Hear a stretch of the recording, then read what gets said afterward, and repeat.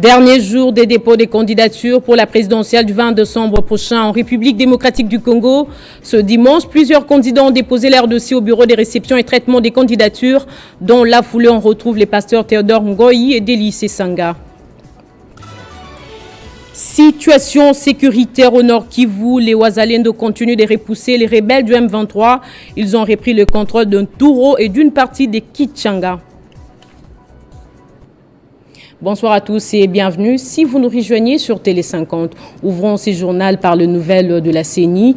Elle a officiellement clôturé l'opération des dépôts des candidatures pour l'élection présidentielle. Au dernier jour, les valves de la Commission électorale nationale indépendante affichent 17 candidatures au total. Il s'agit notamment du pasteur Théodore Ngoyi, Délice Sanga et tant d'autres. Et les retardataires demandent à la centrale électorale de prolonger la date limite afin de leur permettre de totaliser la caution exigée. C'est le cas de Jean-Pierre Lisanga Bonganga, coordonnateur de la dynamique pour une sortie des crises. Et pour l'élection des conseillers communaux, la centrale électorale a déclaré recevable plus de 31 000 candidatures. Parlons sécurité à présent, les Wazalendo, groupe d'autodéfense, ont encore repris le contrôle du village Touro ainsi que d'une partie des Kichanga et Kiloliroé. Annonce faite ce dimanche par des sources locales, détails dans ces récits de Dikens Kabouya. Des nouveaux affrontements opposant les groupes armés d'autodéfense dits les Wazalendo aux rebelles du M23 ont été signalés sur plusieurs fronts à l'est de la République démocratique du Congo dans la matinée de ce dimanche. Selon plusieurs sources locales, il s'agit notamment de la partie nord des Kiwanja dans les territoires des Rutshuru et aux alentours des Kilolirwe et Kichanga, dans les territoires des Massissi. Alors que l'intensité des détonations est en baisse, quelques avancées des groupes Wazalendo sont signalées sur certaines localités. Sur l'axe Rutshuru, c'est entre 5h du matin et 7h locales que des détonations d'armes lourdes et légères ont été entendues dans les parties nord et nord-est des Kiwanja. C'est notamment à Kaunga, sur l'axe Mabenga-Rwindi, 6 km des Kiwanja, et à Kinyandoni, environ 12 km des Kiwanja sur l'axe Nyamilima. Dans leurs différents tweets, les animateurs du M23 parlent des attaques simultanées sur leur position dans les territoires des Massissi, Rutshuru et Nyiragongo, avec selon eux des bombes qui sont tirées à l'aveuglette sur les zones habitées. Ces rebelles sont de plus en plus fragilisés par les groupes d'autodéfense des Wazalendo. Cependant, certaines sources à Kiwanja qui confirment les affrontements des Kinyandoni jusqu'à Kaunga, les tirs n'ont duré que quelques minutes vers 6h locales. Sur l'axe Massissi, c'est entre la tombée de la nuit du samedi 7 octobre et vers 2h du matin de ce dimanche que les Wazalendo ont attaqué les positions des rebelles à Kilolirwe et Kichanga. Ces contre-attaques visent principalement à reconquérir les territoires congolais occupés jadis par les rebelles du M23 soutenus par l'armée rwandaise. Clôture des assises du dialogue sur la migration pour l'Afrique australe organisée à Kinshasa. Prenant la parole, le vice-premier ministre en charge de l'Intérieur et Sécurité Peter Kazadi s'est dit convaincu de l'amélioration de la gouvernance en matière d'immigration à partir de l'application de résolutions de la 22e session des MITSA. Durant 3 jours, les États membres de la communauté de développement de l'Afrique australe, SADC, ont discuté sur les politiques à mettre en place pour permettre que la migration soit sûre, régulière et ordonnée dans la région. Au total, 40 recommandations ont été formulées à l'issue de ces assises. Elles ont porté sur plusieurs matières, dont la politique du système de gestion des frontières et le renforcement des mécanismes des données pour la gouvernance et la gestion des migrations en Afrique australe. Pour le vice-premier ministre en charge de l'Intérieur et Sécurité qui a clôturé ces assises, les recommandations formulées sont riches et elles permettront d'améliorer la gouvernance en matière de migration dans la zone SADC. Je voudrais, au nom du gouvernement de la République démocratique du Congo et au mien propre, réitérer mes remerciements à tous les participants aux présentes assises pour vos contributions à la thématique qui a été développée lors de cette 22e réunion de dialogue des hauts fonctionnaires sur l'immigration en Afrique australe, en cycle MITSA. Votre présence témoigne de l'attachement que vous accordez à la promotion de l'intégration régionale par la sécurisation, la régularisation et l'organisation des migrations dans la région de l'Afrique australe.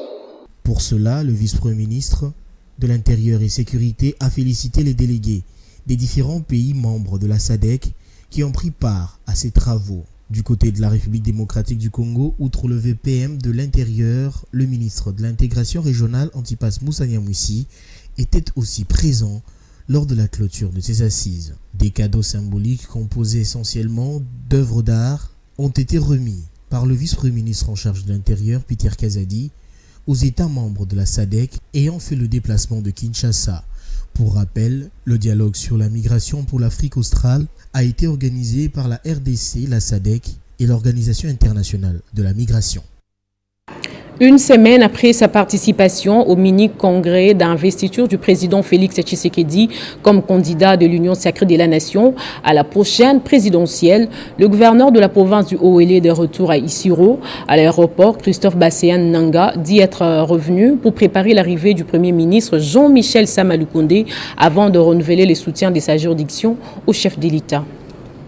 À sa descente d'avion vendredi, le gouverneur du Haut-Uélé est d'abord reçu par ses comités provinciaux de sécurité, conduits par le ministre Pressillon, avant les honneurs des forces de l'ordre. De l'autre côté du tarmac, ce sont les membres du gouvernement provincial et autres collaborateurs qui souhaitent la bienvenue à Christophe Basséan Nanga, qui ne tarde pas à briser les silences. On a fini le congrès normalement qu'avant les 8, notre candidat va déposer sa candidature comme tous les autres candidats. Et notre candidat est connu, l'actuel chef de l'État, le président Félix Antoine Tshisekedi. C'est pourri parce que ça n'a pas été confirmé, mais sinon, selon le Premier ministre pourra venir ici incessamment. Il m'a contraint à venir, à rentrer un peu vite pour que je prépare son arrivée. Déterminé à poursuivre l'élan de développement de son entité, sous la houlette de Félix Antoine Tshisekedi, officiellement investi candidat de l'Union sacrée de la Nation pour un second mandat à la tête de la RDC, ces piliers de la plateforme présidentielle dans sa juridiction estiment qu'on ne change pas l'équipe qui gagne. Ce qui est plus essentiel, c'est Salemi au cours d'un mandat. Et ce qui est encore plus essentiel, c'est qu'on va promettre que vous allez avoir un mandat. Toute la province est acquise. Le président Félix Antoine Tshisekedi. Pendant ces temps, les Haut-Uélé se préparent à l'éventuelle arrivée du Premier ministre Jean-Michel Sama Lukonde, attendu pour palper du doigt les réalités de la terre d'Anualit Nengapeta. La journée mondiale de la contraception a été célébrée vendredi à Kalemi. C'est l'œuvre du programme national pour la santé de la reproduction avec l'accompagnement du Fonds des Nations Unies pour la population. Le vice-gouverneur de la province, les leaders d'opinion et d'autres couches sociales représentatives de la province ont pris part active à cette célébration qui a été une opportunité de sensibiliser pour l'utilisation de méthodes contraceptives acceptées dans la médecine. Sous le thème « Le choix de la planification familiale, levier de l'épanouissement de la femme », la journée mondiale de la contraception a été célébrée pour la toute première fois dans la province du Tanganyika ce vendredi 6 octobre 2023 à travers une cérémonie officielle organisée à Kalemi. Une première dont la réussite est à attribuer au Programme national pour la santé de la reproduction PNSR Tanganyika et à son partenaire détail, les Fonds des Nations Unies pour la population UNFPA. La contraception reste le choix idéal pour l'épanouissement et le développement d'un peuple comme le nôtre. 2 femmes par jour meurent au Tanganyika des suites de grossesses non désirées ou à l'avortement. 3 femmes par heure subissent le même sort en République démocratique du Congo. Un tableau sombre qui ne laisse indifférent UNFPA qui s'engage sans relâche à appuyer le gouvernement. Les Fonds des Nations Unies pour la population a appuyé le gouvernement pour pouvoir organiser cette séance comme ça et peuvent comprendre pourquoi on doit utiliser ces services et aller sensibiliser les populations afin que le pays soit développé.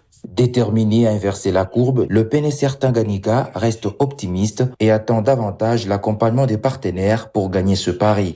Le pourquoi de la contraception, c'est d'avoir une grossesse quand on veut et quand on ne veut pas et qu'on a juste des désirs sexuels, on veut le satisfaire, on va le satisfaire. Les communautés du Tanganyika représentées dans la salle ont pris connaissance directe des différentes techniques contraceptives utilisées actuellement. De Kamituga en passant par Kitutu jusqu'à Lugushwa, Trésor Moutiki a eu des échanges directs avec la population du Sud Kivu sur la lutte contre les actes d'anti-valeurs, les tribalismes et assisté en même temps la population avec des différentes donations. Après avoir pris part à la réunion des autorités de la nouvelle ville de Kamituga, le PCA de la TMF, Trésor Moutiki, et les autorités urbaines se sont dirigés vers le pont Zalia, où les travaux et les matériaux qui sont sous la charge de la Fondation Trésor Moutiki doivent s'exécuter. Et pour ce faire, les ingénieurs de l'Office des routes ont été sollicités par la TMF. Doter la société civile de Kamituga d'un cadre digne pour travailler, c'est ce que veut l'initiateur de la cohésion sociale dans le Sud Kivu. Un bureau sort des terres ici dans la commune de Katunga, dont de la TMF. Et comme il avait constaté avec regret au mois d'octobre 2022, Trésor Moutiki Lutala réhabilite déjà les deux bâtiments de l'épée Katunga 1, emportés par la pluie, geste de cœur que les encadreurs de cette école de la communauté baptiste ont voulu immortaliser. Vers la route de Kitutu, Trésor Moutiki a eu à faire plusieurs escales dans des localités différentes et donner la joie en offrant panne, lampadaires et bien d'assistance de ces Congolais dans les besoins. À Kibé sur la RN2, autre spectacle de désolation a laissé les PCA de la TMF sans mots, où bientôt la situation sera difficile ici, car le trafic sera impossible. Doléance reçue par Trésor Moutiki, qui devait arriver à Kitutu, cette même journée où l'accueil a été une fois de plus digne à ces princes du territoire de Mwenga. Dans son speech, l'unité des communautés, l'éveil des consciences de chacun et lutter contre le tribalisme. Le lendemain matin, Trésor Moutiki a surpris les habitants de la localité de Kolokoloa, très émus de voir ses dignes fils de Mwenga les assister. Arrivé à la rivière Elila, le cortège du PCA de la TMF n'a pas pu traverser pour aller à Lunguswa. Le seul bac ici est tombé en panne technique. Déterminée, une délégation du PCA Trésor Moutiki, conduite par Dieudonné Bazika, a été obligée de faire parvenir le message de cohésion sociale à la population de Lunguswa. Et comme toujours, les envoyés des Trésors Moutiki ont donné la joie en offrant des pagnes, lampadaires, varesses des équipes de foot et autres biens matériels à la population de Lunguswa. On va prendre ce SOS lancé par Merveille Mavoula, un jeune monsieur âgé d'une trentaine d'années qui souffre de la cornée d'yeux depuis plusieurs mois maintenant. Il sollicite l'intervention de toutes les personnes de bonne foi afin de lui venir en aide pour qu'il aille se faire soigner à l'étranger et ainsi bénéficier de soins appropriés. Je suis venu ici à travers cette chaîne de professionnalisme la plus suivie. Je suis sérieusement malade, comme vous me voyez. Et j'ai perdu la vie. Je souffre de la cécité. Depuis un laps de durée que cela a pu commencer à l'œil droite. J'ai parcouru dans nos hôpitaux. Après les diagnostics, nos médecins m'ont dit non, j'ai un problème au niveau de la cornée. Alors moi, je les avais posé la question de savoir qu'est-ce que c'est. Ils m'ont dit c'est l'organe là noir qui nous permet de bien voir. Et c'est de là que j'ai un problème. Alors ils m'ont dit qu'il y a des appareils et des matériels faudrait utiliser pour y remédier à la situation. Mais ici, dans notre pays, on n'en a pas. Et selon leur avis, ça valait la peine que j'aille à l'étranger pour des soins appropriés. Et tellement que la famille n'avait pas suffisamment de moyens pour que je m'en aille, c'est alors que moi, je les avais dit d'intervenir parce que je ne parvenais pas à supporter la douleur. J'ai de l'avenir, je suis encore trop jeune. Je n'avais pas voulu rester à la maison en train de pleurnicher sur ma vie. Mais plutôt, j'avais pris l'option de pouvoir passer dans les médias parce que je sais que dans notre pays, il y a des gens, il y a des personnes qui aiment vivre pour les autres et qui aiment aider les gens. C'est pourquoi je suis venu à travers cette chaîne de lancer un appel. J'en appelle aux personnes de bonne foi partout dans le monde, ceux qui me suivent en ce moment. Je suis sérieusement malade, je vis dans la douleur et j'évite l'automédication. Je manque même sommeil et je demande encore avec beaucoup de respect à notre père de l'alternance, le président honoraire Joseph Kabila Kabange, ainsi que sa chère épouse, Maman Olive Lembe. Si Maman Olive Lembe me suit en ce moment, Maman Dieu vous a donné un cœur d'amour. Je reviens encore à travers ces micros de lancer un appel au travers de votre couple, de me venir en aide. Partout dans le monde, aux personnes de bonne foi que je n'ai pas citées, je vous demande de me venir en aide. Au Libéria, la campagne électorale en vue des élections générales du 2 octobre se clôture ce dimanche. Georges Iyat, président sortant, s'est félicité de son bilan pendant 6 ans en évoquant par exemple la réhabilitation des routes. Sur les plans de l'éducation, le gouvernement prend en charge les frais d'inscription des étudiants dans l'enseignement public et son principal challenger, l'ancien vice-président Joseph Boquet, qui est soutenu par une large coalition, affirme vouloir établir la bonne gouvernance. Et en international, pour finir, le président américain Joe Biden a annoncé un soutien supplémentaire de son pays à Israël. C'est à la suite des attaques inédites du Hamas palestinien qui ont coûté la vie de plus de 600 personnes. Entre-temps, des combats entre forces israéliennes et membres du Hamas se poursuivent dans le sud de l'État hébreu. Pierre se rappelle des titres à présent. Dernier jour des dépôts des candidatures pour la présidentielle du 20 décembre prochain en République démocratique du Congo. Ce dimanche, plusieurs candidats ont déposé leur dossier au bureau des réceptions et traitement des candidatures. Dans la foulée, on retrouve les pasteurs Théodore Ngoyi et Délice Sanga. Situation sécuritaire au Nord Kivu, les Wazalendo continuent de repousser les rebelles du M23. Ils ont repris le contrôle d'un Touro et d'une partie des Kichanga. Ce journal est terminé. Merci à vous tous de l'avoir suivi et bonne suite des programmes sur Télé 50.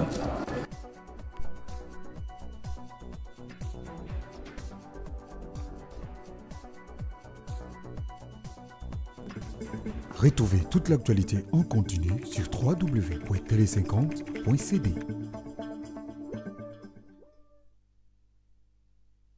Les familles AGH Matembo Toto, questeur de la CENI et Kassongo Ndimina ont la profonde douleur de vous annoncer le décès suite d'une maladie de leur sœur, tante, mère et grand-mère, Marie, Aimé Kassongo Wamukasa. Décès survenu ce jeudi 5 octobre 2023 à 15h à Kinshasa en attendant les formalités de rapatriement de la dépouille mortelle à Lubumbashi prévues le jeudi 12 octobre 2023 pour l'inhumation. Le recueillement se tient respectivement à Kinshasa en la salle Météo, référence entrée Météo, premier virage, avenue Kamari 2, numéro 4, quartier Congo, Météo, commune d'Engaliema. À Lubumbashi, en la résidence familiale, avenue Mweka, numéro 24, quartier Mampala, Jekamine, commune de Lubumbashi. Ces communiqués tiennent lieu de faire part.